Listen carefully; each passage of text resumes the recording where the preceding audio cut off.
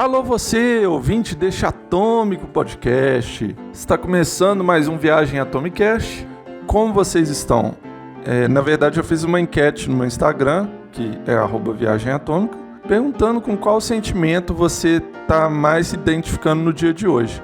Aí, ao invés de perguntar como você está hoje, colocar bem ou mal, porque isso é uma resposta muito simples, muito sem graça, eu resolvi colocar sentimentos aleatórios. Eu usei um site lá que chama Random Feeling, alguma coisa aí, foda-se. E o primeiro sentimento que saiu foi incerto e o segundo foi confiante, que são dois sentimentos até meio antagônicos um do outro, né? Mas isso foi só coincidência, porque poderia sair tipo, eu tô incerto e estou depressivo, saca? E você teria que escolher lá no meus stories qual que você se identifica mais. E 78% das pessoas disseram que estão incertas, né? Por 7 votos a 2. E é completamente compreensível que as pessoas estejam se sentindo incertas do jeito que o Brasil está hoje, né? Que o mundo está hoje. Mas enfim, eu não vim aqui para falar de coisa triste. Eu vim aqui para falar de coisa boa. Pode começar a ligar antes que as linhas congestionem. 0800 7... Cala a boca. Eu vim aqui para falar de humor, mas eu vim também para falar de uma coisa triste no humor, que é, no caso, a questão se existe uma crise no humor brasileiro. Tá aí no título, né? Vocês já viram.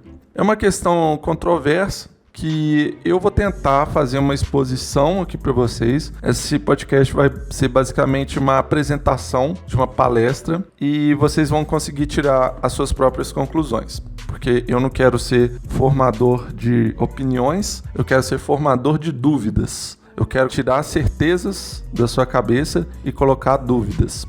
Então, sem mais delongas, que por si só já é uma delonga, né? Vamos pro próximo bloco.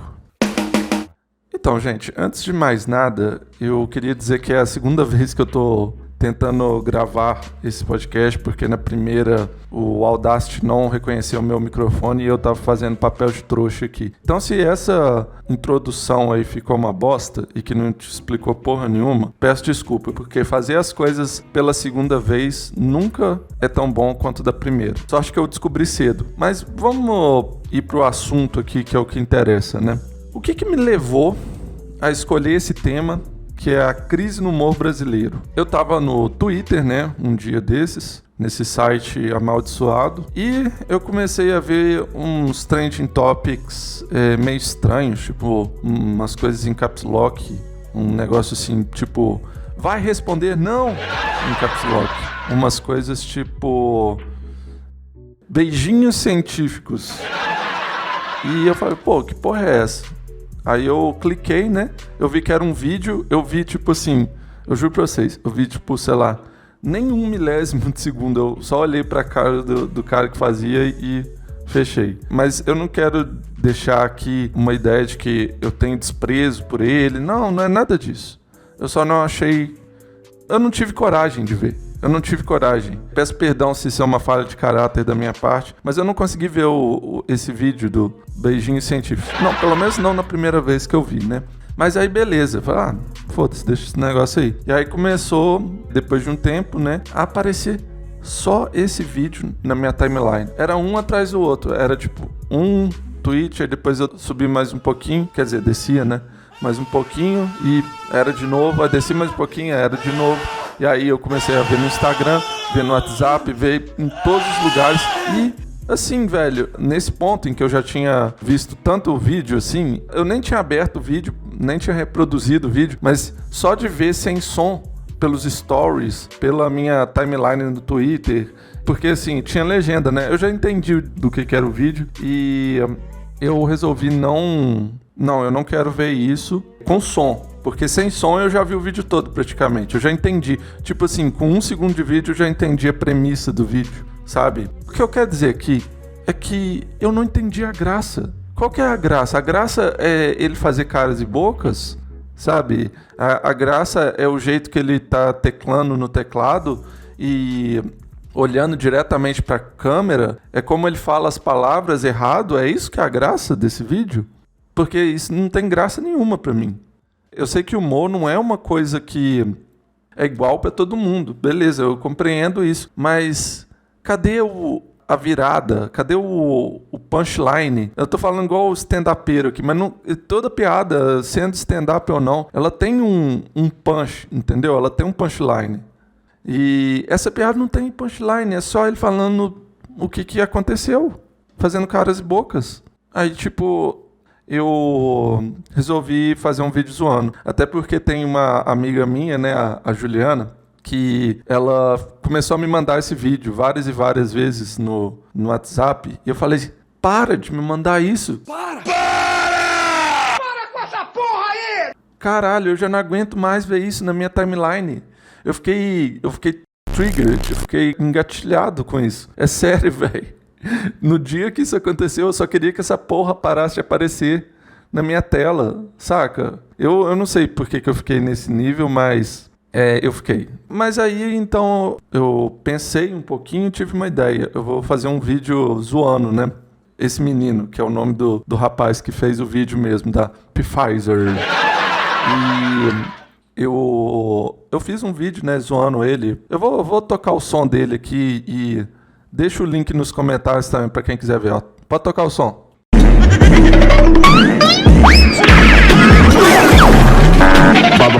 Maravilhoso, né? Esse som aí. Que, assim, eu postei na internet, deu até um pouquinho de visualização, né? Pro meu ego fez muito bem postar esse vídeo que sutilmente demonstra que eu não achei esse vídeo engraçado e que a partir da reação das pessoas na internet, eu joguei esse vídeo pra todo lado. Aí eu vi pessoas retweetando e tal, pegando o vídeo. Eu tô tranquilo com esse vídeo isolado que eu fiz. Ele pode ser reproduzido tranquilamente. O que eu não queria era que pegasse um vídeo que tem mais minha voz mesmo. Pegar um podcast meu e falar, eu fiz isso. Não é assim que funciona a internet. Até porque esse era um vídeo só de 30 segundos. Então, vídeo de 30 segundos é um meme, sabe? Então, roda aí meu meme, eu fico feliz. E eu fico feliz de ver também que muitas outras pessoas não acharam esse vídeo engraçado também. Então, eu não fui o único que não achou, sabe? Então, eu me senti representado quando isso aconteceu. E, então, vamos voltar ao tema. Por que eu escolhi? Eu tava lá no Twitter, né, vendo repercussões sobre esse vídeo, porque no dia que lançou era só disso que a internet falava. Eu sei que esse podcast daqui a uns anos ele vai parecer muito idiota, né? Como assim você ficou engatilhado por causa desse meme ruim que ninguém mais hoje em dia fala sobre isso? Daqui a um ano você vai pensar isso. Daqui a 10 anos, então, eu vou estar parecendo mais idiota ainda falando sobre isso. Mas eu não vou falar só sobre esse meme também. Aí eu achei um tweet que falou exatamente o seguinte, que as pessoas acharem esse vídeo esse menino lá da Pfizer engraçado, mostra que a crise não é só política, nem econômica, ela é uma crise no humor também. E foi isso que motivou esse podcast que eu tô gravando agora. Esse título, né, esse tema. E aí pode surgir a questão na cabeça de vocês. Mas você também não é engraçado. Então por que você tá falando esse menino do Pfizer? Porque para você criticar uma coisa, você não precisa ser a coisa. Para você criticar uma cirurgia que um médico fez e que deu errado, você não precisa ser médico. Para criticar uma sentença errada de um juiz, você não precisa ser formado em direito, você não precisa ser juiz, não precisa ser advogado, sabe? Então, esse argumento de que, você não é engraçado também, eu sei disso, eu tenho ciência absoluta disso. Eu não quis dizer isso que eu sou engraçado, eu só sou uma pessoa que gosta de ver conteúdos de humor, sempre gostei de ver, desde criança. Assistia Praça é Nossa, Zorra Total, aí depois Pânico, CQC, Legendários, MTV, sabe? Então, é isso, cara. Eu gostava mais de assistir no passado. Hoje em dia eu assisto mais essas coisas de comédia no YouTube, né? Galãs Feios, Ilha de Barbados, Que mais que eu assisto de comédia? Assisto muito youtuber gringo também. Vejo coisa de meme. Eu acho que meme é o negócio que mais pega no humor hoje em dia. No Instagram, no Twitter.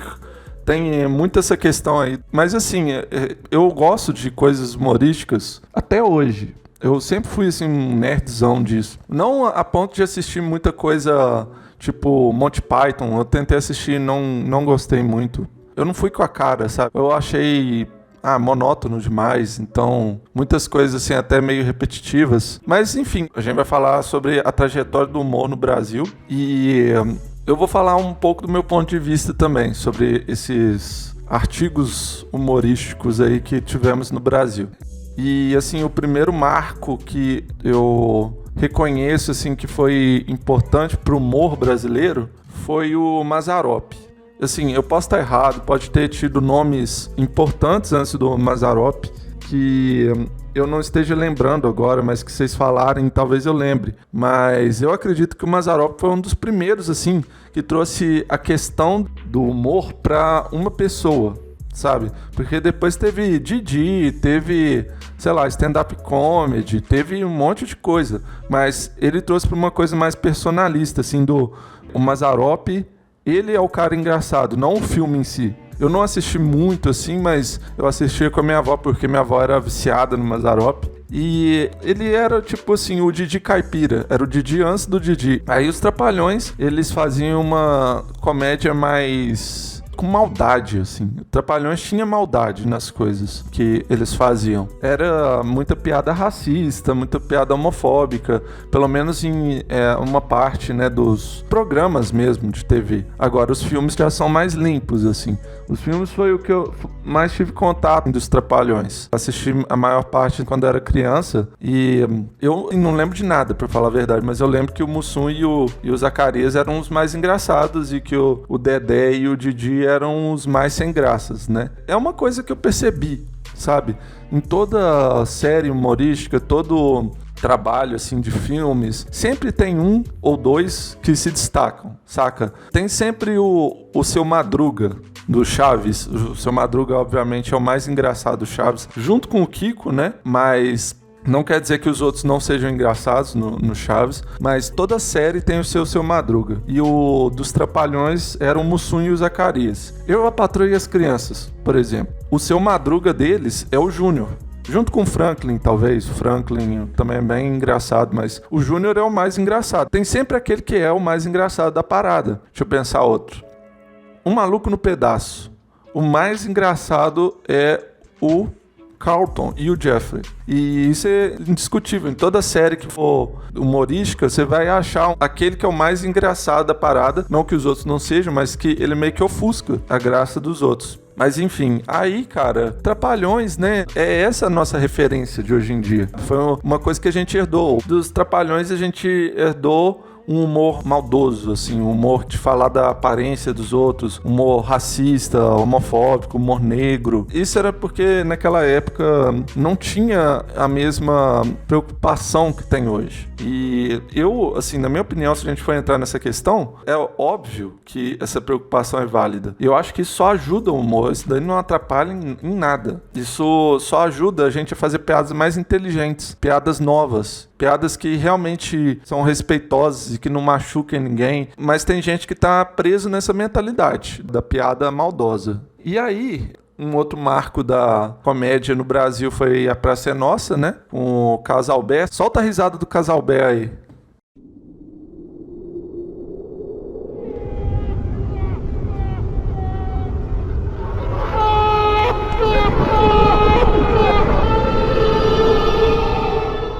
Praça é Nossa começou com o pai do Carlos Alberto de Nóbrega, né? Eu assistia Praça é Nossa, sim, assisti bastante. Por algum tempo foi engraçado, sabe? Foi genuinamente engraçado, quando eu era criança também. Aí quando a gente é criança, a gente tem outros padrões. A piada da velha surda era engraçada, a piada do carinha lá que tava sempre apanhando também era engraçada. Mas depois de, quantos anos? 32 anos? Acho que foi 32 anos com a mesma piada. Cara, qualquer piada perderia a graça, sabe? Então, Praça é Nossa é isso, cara. É um humor repetitivo, é um pouco do humor maldoso também, igual dos Trapalhões, de fazer graça com a aparência dos outros. É Vera Verão, lógico, né? Ela foi o Seu Madruga da Praça é Nossa, foi a mais engraçada da Praça é Nossa. É isso, cara, é isso. Praça é Nossa, esse humor que vai até hoje, e até hoje eu vejo gente que acha graça e eu fico revoltado. Igual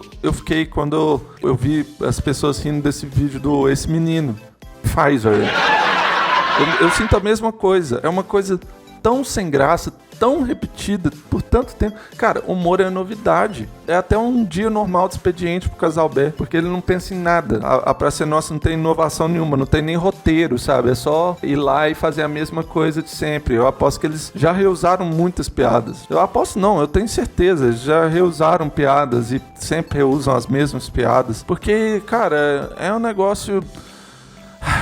Eu fico revoltado de falar de Praça é Nossa em 2021. Mas enfim, cara, todos os programas de humor acabaram e a Praça é Nossa ainda continua. Isso é a prova de que a praça é suprema.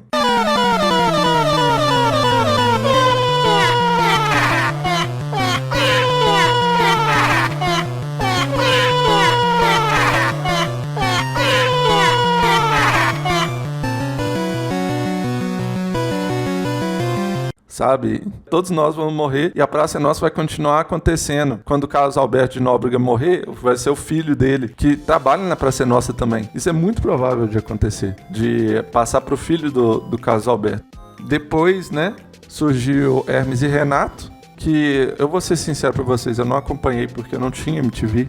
Na minha casa não tinha TV a cabo e na parabólica não pegava MTV. Então, todas as coisas que eu vi do Hermes e Renato foi depois, foi anos depois de ter sido lançado a primeira vez. Eu entendo que pra quem cresceu assistindo esse seriado, esse programa, ele tem uma conexão emocional muito forte. Mas eu não consegui ter a mesma conexão, nem assistindo as coisas novas deles. Eles têm coisas boas. Eles têm muitas coisas boas, mas a maior parte é extremamente sem graça e dá até vontade de chorar assistindo, de tão ruim. Depois de assistir Hermes e Renato, eu cheguei à conclusão de que é um Cacete e Planeta com palavrão e porrada, o que já faz disso um pouco melhor, né? O Hermes e Renato ser um pouco melhor, mas também não é muito, porque palavrão e porrada por si só não garante uma boa risada. Caralho, ó, deu até um ditado. Palavrão e porrada não garante boa risada. Coloca essa daí na minha lápide. E falando do Cacete Planeta, Cacete Planeta foi um programa que surgiu na Globo, né? Com os humoristas. Alguns trabalharam na revista. Como chama mesmo, gente? Revista lá da ditadura? Pasquim?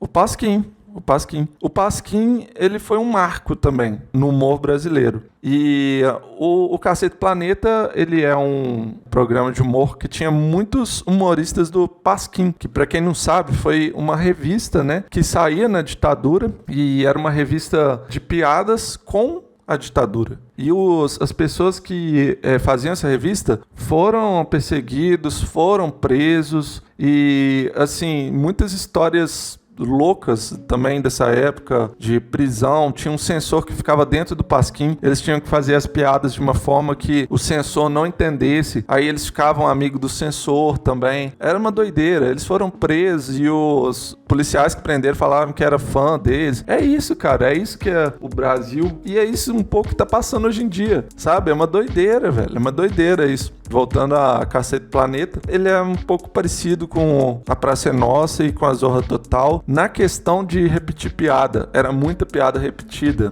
Muita piada repetida. Eles tinham alguns quadros que eram novos também. E quando tinha essas paródias assim que faziam uma vez e pronto, aí sim era engraçado. Eu não sei porquê, nos anos 80, 90, o Brasil tinha muito esse negócio de foi engraçado, repete. E aí eles iam repetindo a mesma piada 1 milhão de vezes. Às vezes a gente não pode confiar no público, de que a gente vai fazer a mesma piada e que vai ser engraçada sempre. Até porque, eu vou dar um exemplo. O Daniel Furlan, que é um dos melhores comediantes do Brasil atualmente. Ele fez o último programa do mundo e ele fez só, 5 temporadas, no máximo 3 temporadas. Por quê? Porque a piada ia desgastar e já tava desgastando, tava na cara. Por mais que a gente fique com esse gostinho de quero mais, é melhor fazer coisas novas. E que é uma pena, porque eu amava o último programa do mundo, eu não queria que tivesse acabado, e eu não gosto do choque de cultura. Então, pra mim é uma dor do caramba falar que acabou quando tinha que ter acabado. Porque eu queria mais. Mas se tivesse mais, talvez não seria tão bom e talvez não teria um fim tão bom quanto foi o último programa do mundo. O último mesmo. E Cacete Planeta, então, é essa parada repetitiva. E que foi bom por muito tempo. Por muito tempo o Cacete Planeta foi bom, mas quando ficou muito repetitivo, parou de ser, né? Depois temos Zorra Total, né? Que era basicamente o programa de humor dos sábados, que era a coisa mais insuportável de repetitiva que tinha na história da comédia no Brasil. Eu acho que foi uma estratégia deles mesmo, de tá perdendo audiência, coloca a mulher gostosa aí. Até porque mais ou menos nessa época aí tava começando o Pânico, né? E o Pânico era mulher gostosa pra todo lado. Era ridículo, sabe? Colocava as mulheres quase pelada pra fazer as coisas. Mas eu vou falar de Pânico. Por enquanto eu tô falando de Zorra Total. Zorra Total, eu acredito que foi engraçado, mas quando eu era criança, sabe? É um humor infantil. Igual falaram, Zorra Total é humor pra criança e pra velho. Foi. Depois passou por uma remodelagem, né? E foi terminar bem recentemente. Terminou, em 2019. Zorra Total, data que terminou 2 de maio de 2015. Foi um programa que durou bastante também, mas foi com certeza por causa da remodelagem que o programa passou, porque antes era bizarro de ruim. Muito ruim, muita piada repetitiva, muita piada sem graça. Tinha umas assim que já começavam sem graças. Também, enquanto tudo isso acontecia, surgia um modo de comédia nova no Brasil. Nova entre aspas, porque não é novidade comédia de palco no Brasil. Jô Soares fazia, Tiririca fazia, ele fazia caracterizado, obviamente, mas era basicamente um stand-up comedy. Então, Rafinha Bastos, que acredita ser o primeiro no Brasil, tá muito equivocado, sabe? Isso é não reconhecer quem veio antes dele. Stand-up comedy, o que é basicamente? É um humor onde as pessoas se acham prepotentes, colocam a mão no bolso, colocam um microfone na mão e começa a contar piadas em tons de superioridade e que muitas vezes tem aquele residual de piada maldosa que vem dessa projeção histórica que eu contei aqui, que vem de Trapalhões pra Ser Nossa. Hermes e Renato, desculpa, mas tem algumas piadas ali que são meio preconceituosas, tinha blackface, tudo isso. Cacete Planeta também, obviamente, com a piada lá do Eu Não Sou Gay. Zorra Total, não sei, mas eu vou falar também que é. Então, essa herança da piada maldosa, juntamente com uma influência do exterior de quem acha que tudo que vem de fora é bom, né? Então, o stand-upero, ele é basicamente isso daí que eu coloquei.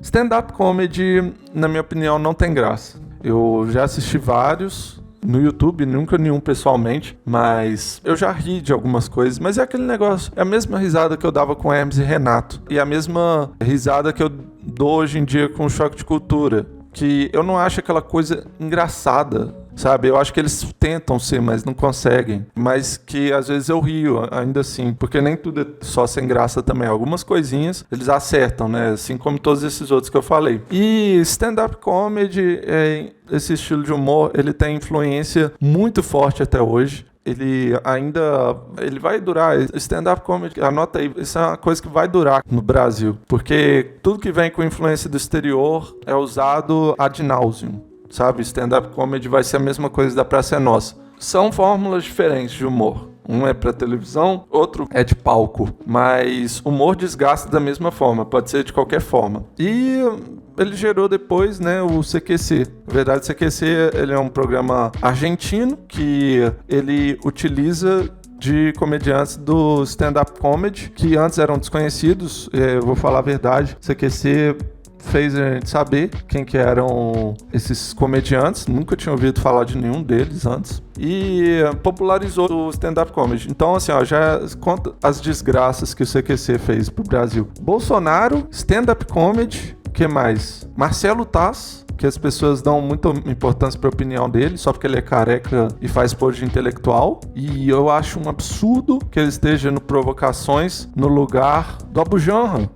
É absurdo, porque ele é muito fraco, ele não sabe provocar, ele não é engraçado, o Abujamra era. Porque tem uma coisa, gente, a base do humor, pra mim, na minha opinião, o que é engraçado? Engraçado, pra mim, são coisas feitas despretensiosamente, sabe? Se uma pessoa tá jogando um jogo e acontece uma coisa engraçada, e ele fala uma coisa engraçada, pra mim é mais engraçado do que uma pessoa num palco fazendo piada uma atrás da outra. O que eu acharia muito mais engraçado em palco no lugar de stand-up comedy? Seria uma pessoa contando uma história que não necessariamente é engraçada, mas que tem pontos nela engraçados. E que as pessoas não estão lá pra rir, elas estão lá pra saber a história. E aí quando você tá lá pra ouvir uma história, a piada pega mais fundo no seu coração, porque você não tava esperando. E é a mesma coisa que eu acho dos galãs feios. Eles não são aquele povo que vai fazer uma piada atrás da outra, sabe? Eles fazem reflexão, eles fazem análise, coloca vídeo e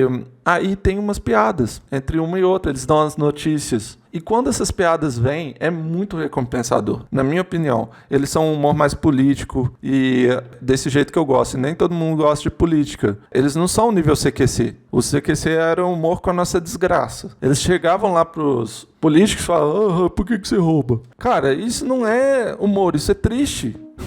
Sabe? O Ronald Rios fazia essa crítica muito tempo antes e eu era muito fã do Ronald, né? Eu contei no primeiro episódio desse podcast que muitas das coisas que eu fiz na minha vida foi por causa do Ronald, inclusive fazer jornalismo, minha carreira é por causa dele. E a opinião dele de CQC é aquilo.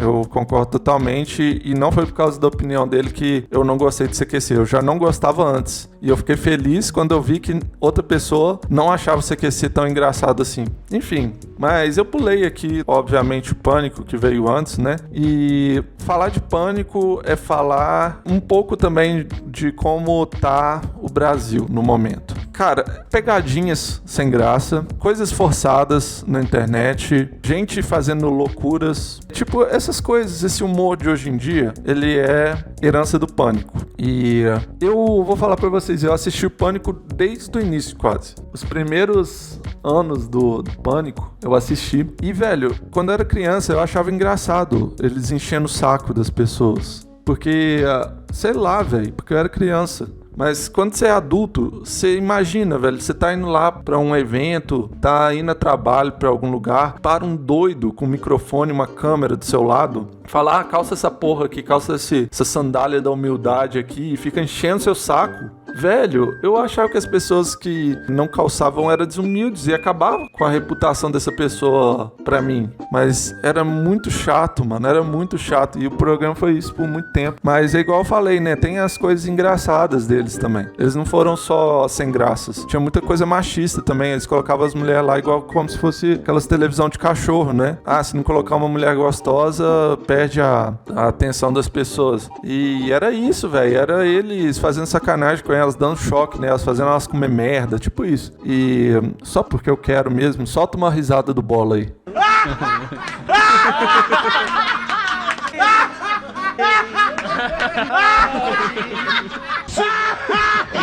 Parabéns, Zé! Vai ser pai de novo! Eu vou embora!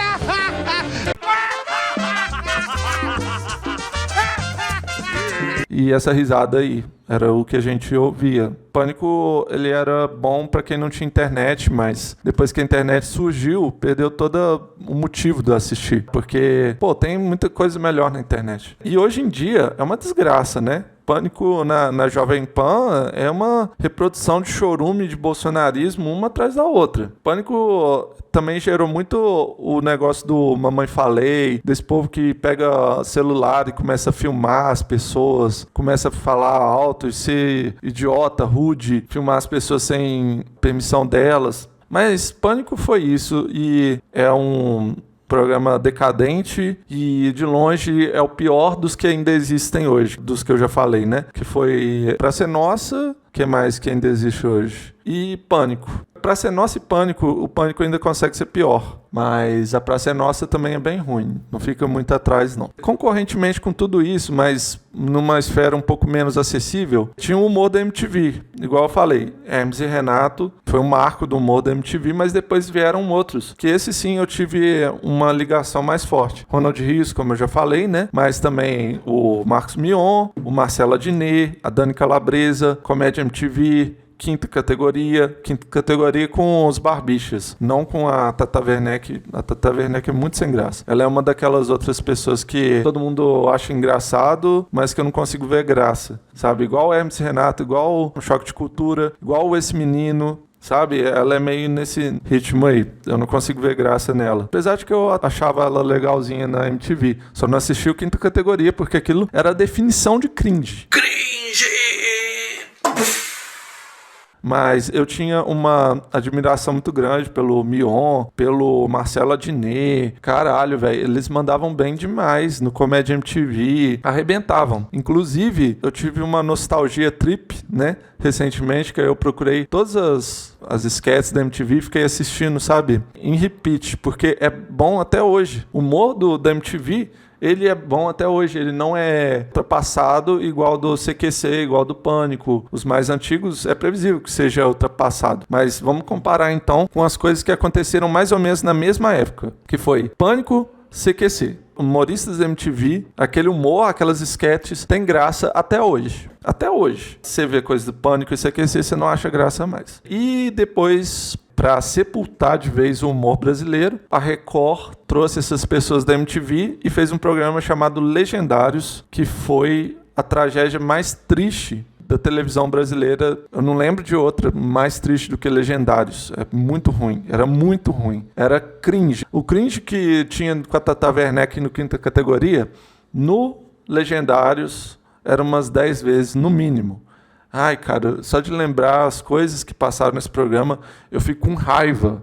Fico com raiva de como é que eles colocaram essa porra pra passar na TV aberta, sabe? Isso daí devia ser da Deep Web, de tão ruim que era, cara. Mas enfim, esse foi o histórico, um breve histórico da comédia brasileira, com muitas falhas, muitas lacunas, muita gente... e programas humorísticos que eu deixei de falar aqui. Muita coisa eu não falei. Eu falei só das coisas que mais me afetaram, assim, que eu mais assisti, mais acompanhei. Para mim, a linha do tempo do humor no Brasil, da comédia, não pode ser feita sem falar desses programas, dessas formas humorísticas aí que eu falei, esses filmes, essas séries. Não tem como. Tudo que eu falei aqui, pra mim, foi o que mais me marcou e que marcou muita gente também. Mas, enfim, o que é humor hoje em dia? Hoje, a gente tem humor na internet, né? Porque os programas de humor na televisão estão mortos. E a gente tem os podcasts, a gente tem vídeos no YouTube e a gente tem, obviamente, os memes, que é esse tema em que eu fiz o meu trabalho de conclusão de curso e que eu espero fazer uma continuação desse estudo dos memes, num mestrado, doutorado, ou então de cibercultura. Eu pretendo continuar nessa linha. Memes, tipos de carinha são memes, uns são bons e outros não. Não sejam forever alone. Cola com a galera e canta junto esse refrão. Memes hoje não são mais carinhas. Eles são basicamente tudo. Às vezes até uma letra é um meme. Tipo F ou tipo E.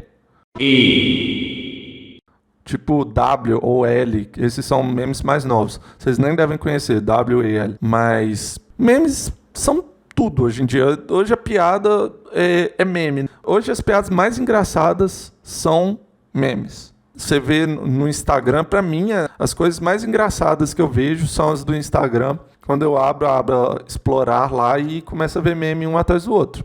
Pra mim é aquilo ali, cara.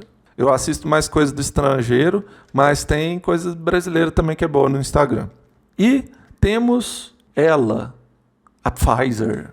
Infelizmente a plateia morreu e não vai conseguir rir dessa piada, mas pedimos desculpas. Ou seja, o TikTok, que foi o que deu origem esse menino, que é uma das personagens aqui deste podcast nesse momento. Sabendo disso, de todo o histórico que a gente teve, hoje em dia a gente tem os memes e os TikToks como os maiores expoentes do humor. Tem como a gente dizer que existe uma crise no humor brasileiro? Vou dizer a minha opinião para vocês. Vocês podem ter a de vocês, responder aí nas suas próprias cabeças. Mas, para mim, o humor brasileiro ele é a própria crise. A gente teve muita coisa boa, mas a maior parte são de coisas ruins. Eu acredito que o humor brasileiro ele não está em crise, ele é a própria crise. Mas eu vou dizer uma opinião contraditória aqui. Memes e TikTok pode ser a nossa saída desse buraco. Muitas das pessoas não dão valor para essas formas de conteúdo e acham que o humor vai ser o filme, né? Tipo, Minha Mãe é uma Peça, Descansa em Paz, F. Vai achar que isso é o humor hoje em dia.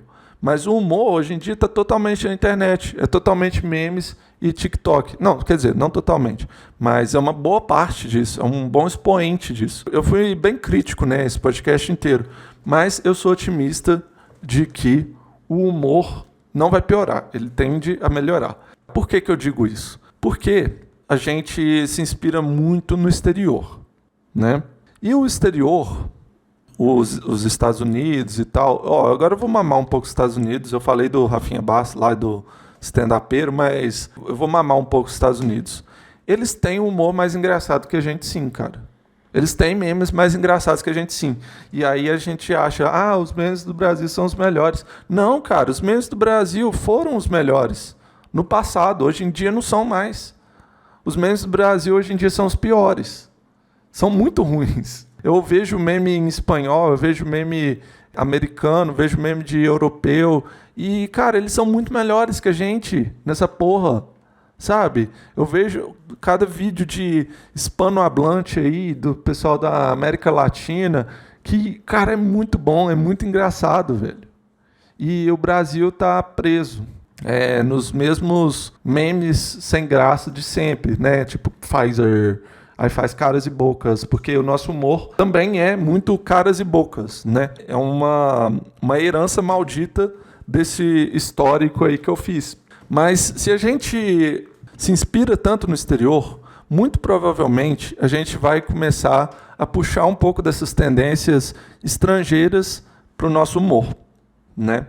E uma coisa que eu quero ressaltar aqui, eu já conversei com amigos meus sobre isso e eles não são tão nerd de humor assim quanto eu, que fico analisando essas coisas ao fundo, mas eu digo que 4 coisas são importantíssimas no humor atualmente para uma coisa ser muito engraçada. Primeira delas, empatia. Por quê? Empatia não é só no sentido de respeitar as pessoas. A gente ser respeitoso é importante para o humor, para a gente não ser preconceituoso e tal. Mas empatia no sentido de conexão com a pessoa. Porque é isso que é empatia no cérebro. Eu falo empatia como um mecanismo. Se você vê uma pessoa sorrindo, você dá vontade de sorrir também. Humor é empatia, é conexão. Então é isso que é importante. Eu acho que o humor caminha para esse lado um pouco com os galãs feios, como eu falei, né? Que eles têm essa parada, essa conexão muito forte com a fanbase deles. Eu acho que isso é importantíssimo para fazer graça hoje em dia, para fazer comédia hoje em dia, empatia, entender o que as pessoas querem. Outra coisa, eu tô parecendo até palestrante, coach de humor, né, mano? Tô sendo muito isso, cara, coach de humor aqui. Mas enfim, foda-se, eu sou o coach de humor. Outra coisa, participação. As pessoas têm que participar na sua piada. Você trazer as pessoas pra piada é um jeito de você se aproximar e ter essa empatia, que foi o que eu falei. E outra coisa muito importante, que eu já tinha até dito antes, que é a despretensão. você fazer uma coisa engraçada sem querer ser o Zé Graça, sem querer ser o Pfizer, sabe? Você não forçar. Se a piada rolar, rolou, entendeu? Se não rolar, não rolou. Não faz caras e bocas, entendeu? Essa porra é muito sem graça. Eu tô falando, obviamente, tudo aqui sobre a minha percepção, né? Mas eu acredito que muitas pessoas concordam comigo que quanto mais forçada é uma pessoa ao tentar fazer uma piada, mais sem graça ela é. É o que eu acho. E quando eu tô em rolê e eu vejo esse piadeiro, assim, que gosta de aparecer e faz caras e bocas, eu já quero ir embora. Eu já fico com vontade de ir embora. Autodepreciação. Outra questão que é muito importante, eu sinto, no humor de hoje em dia. Fazer piada com você mesmo. Se chamar de burro, se chamar de sem graça, se chamar de idiota, sabe? Mas não precisa também se matar em lives ou em vídeos só para as pessoas rirem de você, tá bom? Não é autodestruição, é autodepreciação, tá? É saber quais são os seus defeitos e brincar com eles. E uma pergunta muito importante. O humor tem que ser engraçado sempre? A minha resposta, não. Não tem que ser engraçado sempre. Às vezes, você assistir uma coisa humorística não vai te fazer gargalhar, sabe? E isso é uma coisa que eu vi o Ricardo Coimbra, que é um cartunista. Eu vi ele num podcast que era até com o Bento Ribeiro, que era da MTV. Chama Ben-Hur, né? Que é com o Yuri também, que era produtor da MTV, acho que era roteirista. E ele falou isso, que no Brasil tem essa concepção de que o humor tem que ser engraçado sempre. E eu concordo muito com ele, muito. O humor não precisa ser engraçado sempre. O humor precisa te deixar entretido, sabe? Eu acho que você pode ficar entretido com uma parada, você tá lá assistindo uma coisa que você gosta e que tem momentos de humor, e quando tem, é muito bom, porque você não estava esperando. E o humor tem isso, a imprevisibilidade. Isso é engraçado. Enfim, gente, eu acho que eu tratei de todas as questões aqui que eu queria trazer para vocês neste podcast. E diante dessa minha exposição, eu queria saber a opinião de vocês. Sabendo disso tudo aí que eu expus. Existe crise no humor brasileiro? Como eu disse, eu vim aqui para trazer perguntas, não soluções. Então, eu quero saber de vocês. Existe crise no humor brasileiro? Podem falar nos comentários no YouTube.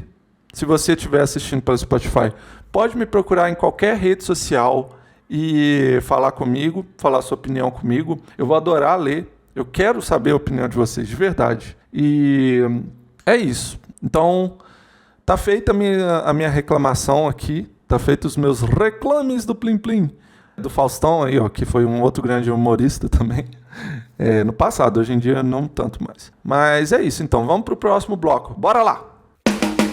Então, gente, como eu falei, né, eu preciso da opinião de vocês, gostaria de saber a opinião de vocês. Vocês podem me procurar nas redes sociais, lembrando que todas as minhas redes sociais são @viagematômica, menos no YouTube. No YouTube é só procurar Viagem Atômica que você vai me achar de qualquer forma. E gostaria que você ouvisse essa propagandazinha que eu fiz pra minha Twitch aí. Solta aí, DJ!